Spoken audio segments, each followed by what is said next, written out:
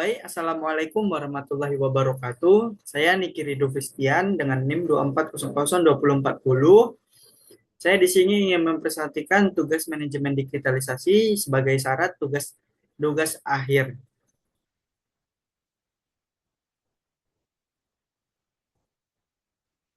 Baik, nama saya Niki Ridho Fistian dengan NIM 24002040 dari sesi 130 nomor absen 7. Baik, yang pertama yaitu ada konsep dasar perpustakaan. Konsep dasar perpustakaan adalah menjelaskan bahwa perpustakaan lembaga yang mengelola berbagai sumber informasi, baik buku maupun non-buku, mendukung kegiatan belajar, penelitian, dan peningkatan literasi. Perpustakaan berfungsi sebagai tempat untuk mengumpulkan, mengelola, menyimpan, dan menyajikan informasi agar dapat diakses oleh pengguna. Perpustakaan tidak hanya menjadi tempat menyimpan koleksi, tetapi juga sebagai pusat pengetahuan, pusat informasi, pusat layanan informasi, dan pendukung proses pendidikan. Pengelolaan meliputi pengadaan koleksi, klarifikasi, penyusunan, atau layanan pinjaman, serta menjaga ketersediaan informasi yang relevan dan mutakhir. Selanjutnya itu ada sejarah perpustakaan. Sejarah perpustakaan berawal dari peradaban kuno ketika manusia mulai menyimpan catatan dari tanah liat dan papirus. Perpustakaan terkenal pada masa itu adalah Surbanipal di Mustamia, Alexandria di Mesir. Pada abad pertengahan, perpustakaan berkembang di biara-biara sebagai pusat penyimpanan naskah penting. Setelah menemukan mesin cetak dari abad 15, buku lebih mudah berproduksi sehingga perpustakaan mulai muncul di sekolah, universitas, dan kota-kota di Indonesia. Perpustakaan berkembang sejak masa kolonial dan terus maju hingga kini menjadi perusahaan sekolah, perguruan tinggi, perpustakaan umum, dan perpustakaan digital. Selanjutnya yaitu ada dasar hukum perpustakaan. Ada dasar hukum perpustakaan adalah landasan resmi yang mengatur penyelenggaraan, pengelolaan, dan pelayanan perpustakaan Indonesia. Undang-undangnya yaitu utama yang mengatur adalah UU nomor 43 tahun 2007 tentang perpustakaan yang menetapkan fungsi, tujuan, dan hak kewajiban perpustakawan serta pengguna. Selain itu, aturan teknisnya diperkuat oleh peraturan pemerintah, yaitu PP nomor 24 tahun 2014 tentang pelaksanaan UU Perpustakaan.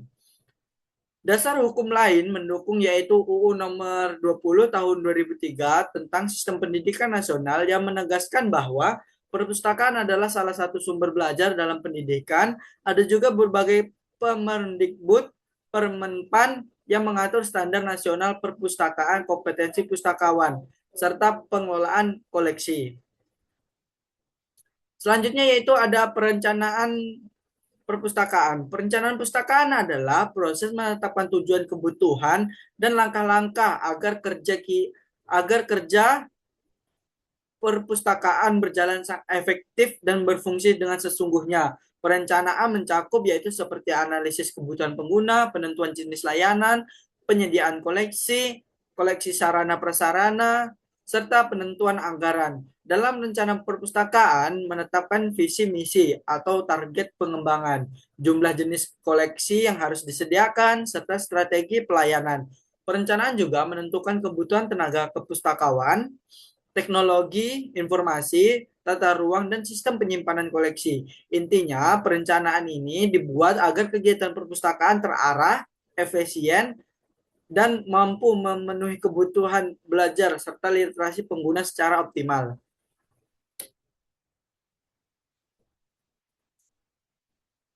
Yaitu selanjutnya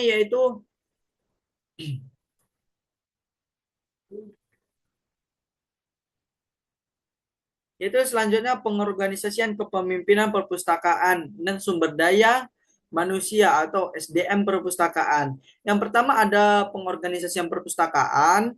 Pengorganisasian perpustakaan adalah mengatur struktur kerja agar semua tugas berjalan terkoordinasi. Ini mencakup pembagian pembagian tugas antar staf, pembuat struktur organisasi, penentu alur kerja, serta penyusun layanan seperti sirkulasi, layanan referensi, pengelolaan bahan pustaka, dan layanan IT. Tujuannya agar pekerjaan itu jelas, berjalan dengan efisien, dan tidak tumpang tindih dengan yang lain.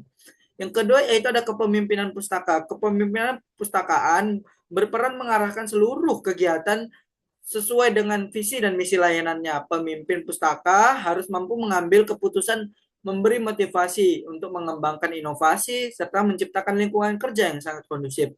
Kepemimpinan yang baik diperlukan agar perpustakaan dapat berfungsi sebagai pusat literasi informasi yang aktif, yang melayani pengguna.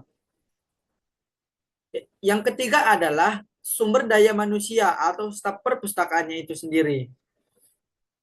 Sumber daya manusia atau staf perpustakaan. Staf perpustakaan terdiri dari pustakawan, tenaga pendukung yang menjalankan berbagai layanan. Mereka harus memiliki kompetensi dalam komunikasi, kompetensi dalam pengelolaan bahan pustaka, pelayanan informasi, penggunaan teknologi, serta komunikasi dengan sang pengguna. SDM yang profesional, layanan yang perpustaka yang lebih teratur yaitu seperti cepat dan sangat berkualitas.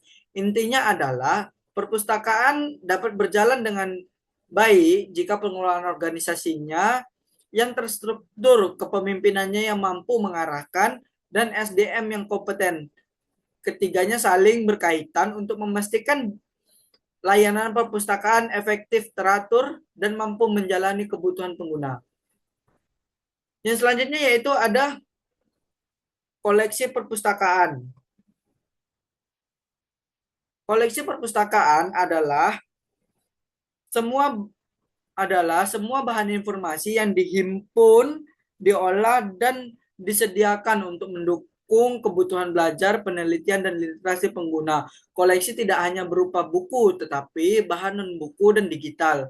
Koleksi perpustakaan ini biasanya mencakup seperti buku teks, pelajaran, untuk fungsinya adalah untuk menunjang pembelajaran. Yang kedua ada buku referensi, fungsinya contohnya seperti kamus, ensiklopedia, dan atlas. Yang ketiga adalah bahan non buku, contohnya seperti majalah, koran, jurnal, peta, dan poster. Yang keempat yaitu ada koleksi audiovisual yang seperti CD, video, rekaman, dan lain sebagainya. Yang kelima ada koleksi digital seperti e-book, e-jurnal, dan database online. Karya lokal seperti laporan, skripsi, hasil penelitian. Tujuan koleksi ini adalah menyediakan informasi yang relevan dan mutakhir sesuai dengan kebutuhan pengguna. Koleksi yang baik harus beragam, berkualitas, dan terorganisir dan mudah diakses. Selanjutnya yaitu ada klarifikasi perpustakaan. Klarifikasi perpustakaan adalah proses mengelompokkan buku dan bahan perpustakaan berdasarkan subjek atau topik yang ditemukan oleh pengguna. Tujuannya adalah untuk membuat koleksi tersusun sangat rapi, sistematis, dan cepat diakses. Dalam perpustakaan, klarifikasi biasanya menggunakan sistem standar seperti standar internasional, dan seperti DDC yang disingkat dengan The Way the Classification. Yang kedua yaitu sistem yang paling banyak digunakan sekolah adalah perpustakaan umum. Yang ketiga mengelompokkan ilmu menjadi 10 kelas utama dari 00 hingga 900. Yang keempat yaitu ada UDC, Universal Declassification, lebih rinci dan cocok untuk perpustakaan besar atau riset. Yang keenam ada LCC yaitu Library of Cross Classification. Yang ketujuh ada banyaknya pengguna oleh pustakawan di perguruan tinggi. Melalui klarifikasi, setiap buku diberi nomor panggilan atau call number sesuai topiknya sehingga memudahkan penyusunan di rak dan pencarian oleh pengguna. Yang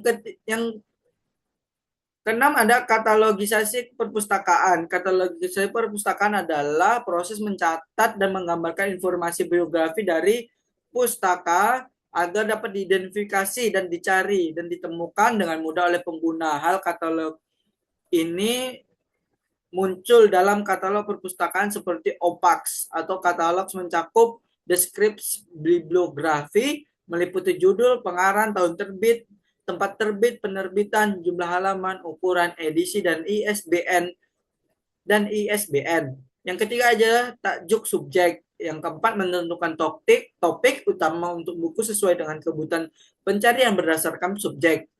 Yang kelima adalah nomor klarifikasi.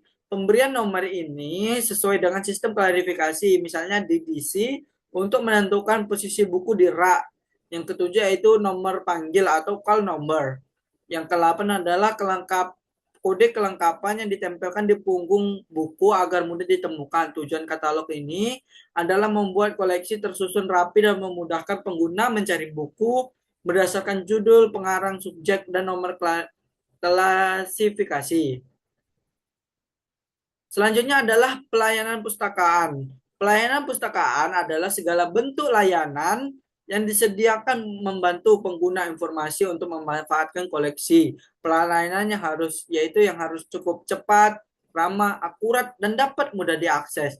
Jenis layanan perpustakaan ini meliputi seperti layanan sirkulasi, yaitu meliputi pinjaman, pengembalian, perpanjangan, dan penyatatan denda.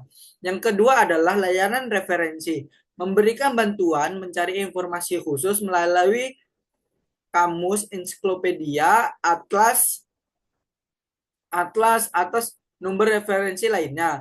Layanan baca di tempat, pengguna boleh membaca koleksi langsung di ruang perpustakaan.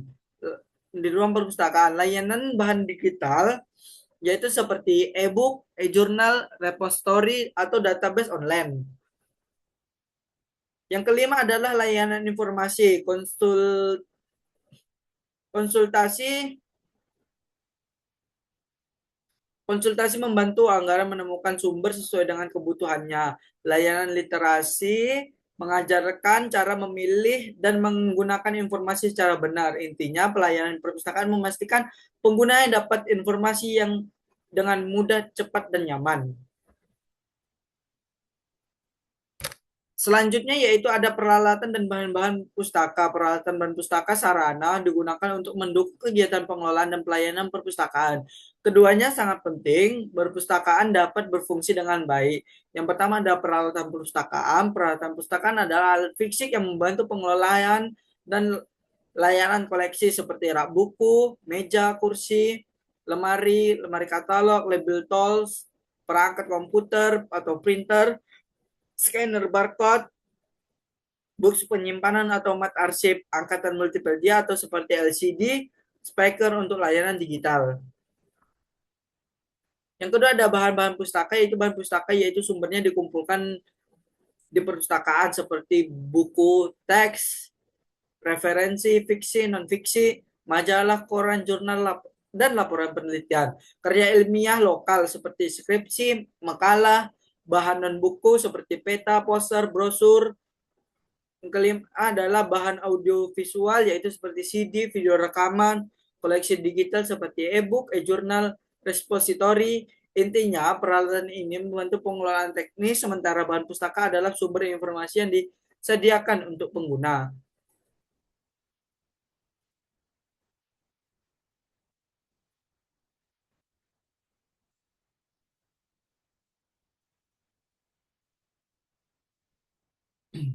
Selanjutnya yaitu perlengkapan perpustakaan. Perlengkapan alat yaitu mendukung kenyamanan, kelancaran, dan kelayanan perpustakaan. Contohnya seperti meja kursi, meja sirkulasi, rak buku, rak display, loker penyimpanan tas, komputer, atau seperti OPAX, papan pengumuman, tempat sampah, dan penanda rak atau sound system. AC, kipas angin, dan lampu penerang. Semua kelengkapan ini membutuhkan menciptakan lingkungan yang membaca yang sangat rapi, nyaman, dan tertib. Yang kedua adalah tata ruang perpustakaan. Tata ruang adalah peraturan ruang dan penempatan kelengkapan perpustakaan. Fungsionalnya sangat digunakan. Penataannya ruang biasanya meliputi seperti area sirkulasi, ruang kaca, ruang koleksi seperti buku umum, referensi digital atau audio visual. Ruang kerja pustakawan atau ruang katalog OPAX, ruang multimedia atau literasi, ruang penyimpanan arsip. Tata yang baik, tata ruang yang baik harusnya seperti rapih dan mudah diakses, nyaman untuk membaca, memiliki pencahayaan yang cukup dan ventilasi yang sangat cukup, memungkinkan pengguna mencari koleksi lebih cepat inti atau kesimpulannya yaitu perlengkapan mendukung layanan, sedangkan rata-rata ruang atur alur dan kenyamanan perpustakaan agar pengguna dapat memudahkan menemukan informasi. Selanjutnya yaitu konsep konsep dasar dan komponen perpustakaan elektronik atau e-digital atau e-library. Konsep dasar perpustakaan digital adalah perpustakaan yang menyediakan koleksi dalam bentuk digital dapat diakses komputer, internet, atau perangkat elektronik lainnya. Berfokus bukan hanya menyimpan informasi, tetapi menyediakan akses dengan cepat dan mudah, tanpa batasan ruang dan waktu. Ciri-ciri perpustakaan digital yaitu seperti koleksi ketersediaan dalam format e-book, e-jurnal, audio, video, dan database. Akses bisa dilakukan online menggunakan sistem manajemen perpustakaan berbasis teknologi, mengutamakan kecepatan akses dan kemudahan pencarian informasi. Yang kedua adalah komponen perpustakaan digital. Perpustakaan digital memiliki beberapa komponen utama yaitu seperti koleksi digital yang berupa e-book, e-jurnal, foto, video atau audio atau repository dan database ilmiah. Yang B adalah infrastruktur teknologi meliputi komputer, server jaringan internet, dan penyimpanan atau data cloud, dan data perangkat multimedia. Yang C adalah perangkat lunak atau software, seperti aplikasi OPAC online, repository, atau OJS. OJS, Sprint Sistem Manajemen Perpustakaan, atau SLIMS, dan platform e-library dan e-library. Layanan digital, layanan pinjaman e-book, akses jurnal online, bimbingan literasi digital, serta pelayanan referensi melalui catatan atau email. Sumber daya manusia perpustakaan digital mampu mengelola teknologi, mengelola elektronik, dan membantu penggunaan dalam akses online. Intinya, e-library adalah perpustakaan yang berbasis dengan teknologi yang menyediakan koleksi digital dan layanan online dan mendukung infrastruktur software, SDM, dan layanan yang terkelola.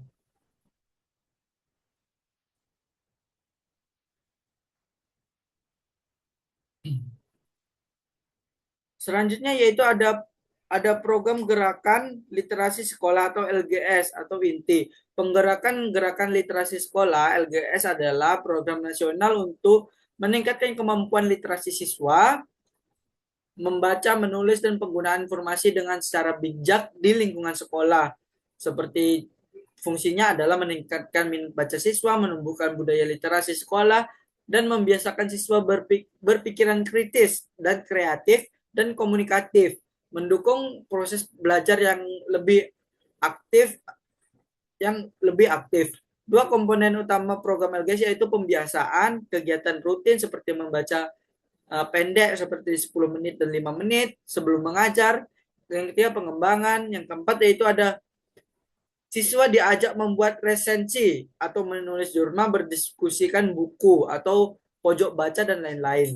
Tiga, cara memformasikan program untuk merumuskan program LSBS yaitu langkahnya seperti analisis kebutuhan, yaitu mengetahui kondisi literasi siswa atau fasilitas dan budaya literasi sekolah.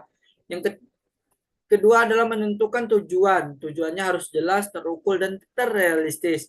Contoh seperti meningkatkan kebiasaan membaca 10 menit, membangun literasi sekolah, dan yang ketiga yaitu menyusun program kegiatan. Contoh kegiatan seperti pojok baca di setiap kelas, kelas menulis kreatif, atau mading literasi. Selanjutnya yaitu menentukan sumber daya. Ini sangat menjadi faktor utama untuk menentukan sumber daya yang ada, seperti pertama yang guru sebagai fasilitator, perpustakaan dan koleksi buku, manajemen digital, dan dukungan orang tua dan komite sekolah. Pelaksanaan program ini dilaksanakan secara rutin dan bertahap dan melibatkan seluruh warga sekolah. Evaluasi dan tindak lanjut menilai apakah kegiatan berjalan, apa yang harus diperbaiki, dan program lanjutan. Hasil yang diharapkan yaitu seperti sekolah memiliki budaya literasi yang sangat kuat, siswa lebih suka membaca, menulis, dan berpikir kritis. Kegiatan literasi menjadi bagian dan pembelajaran sehari-hari.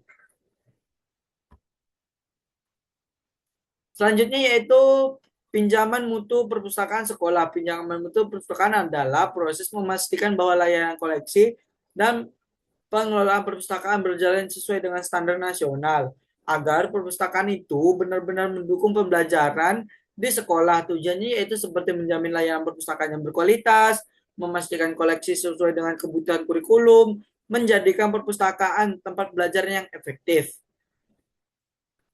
Selanjutnya yaitu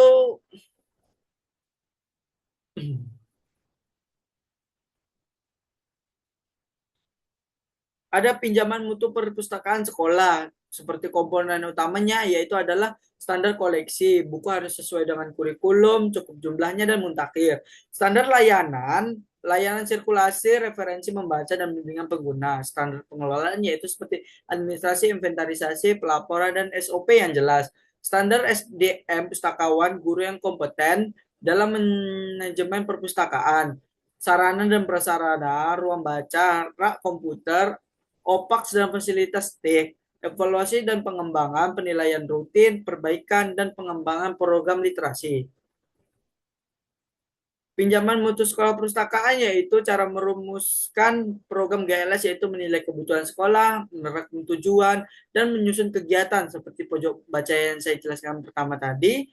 Dan yang kedua yaitu menyiapkan sumber daya seperti guru perpustakaan atau orang tua atau komunitas lainnya. Melaksanakan kegiatan secara rutin dan mengevaluasi hasil. Hasilnya yaitu yang pertama ada siswa gemar membaca, budaya literasi kuat, dan pembelajaran yang aktif dan kritis. Kesimpulannya adalah kesimpulannya yaitu secara keseluruhan materi perkuliahan manajemen digital perpustakaan memberikan pemahaman bahwa perpustakaan sekolah adalah pusat pembelajaran yang harus dikelola secara profesional. Pengelolaannya mencakup konsep dasar, sejarah landasan hukum, perencanaan, pengorganisasian, kepemimpinan, serta pengelolaan koleksi. Proses teknis seperti klarifikasi, katalog, dan pelayanan menjadi bagian penting untuk memastikan akses informasi informasi yang berjalan dengan efektif. Selain itu, perlengkapan peralatan serta tata ruang yang baik mendukung kenyamanan bagi pengguna. Perpustakaan modern juga kemampuan mengelola perpustakaan digital melalui e-library dan teknologi informasi. Staf perpustakaan dituntut kompeten dalam mengoperasikan sistem dan memberikan layanan dan mendukung gerakan literasi sekolah. Seluruh kegiatan tersebut harus memenuhi standar penjaminan mutu agar layanan perpustakaan berkembang dan relevan. Dengan kebutuhan peserta didik, akhirnya perpustakaan sekolah berperan penting dalam membentuk budaya baca, memperluas wawasan, dan meningkatkan kualitas pembelajaran di sekolah. Baik, mungkin cukup sekian yang saya sampaikan dan hanya situ yang saya dapat merangkum dari materi kita dari pertemuan 1 hingga 16. Mungkin hanya itu yang saya pahami dan hanya ini bisa saya paparkan. Mungkin saya mohon maaf jika ada kesalahan saya dan tutur tulisan saya mau masuk besarnya dan saya akhiri. Wassalamualaikum warahmatullahi wabarakatuh.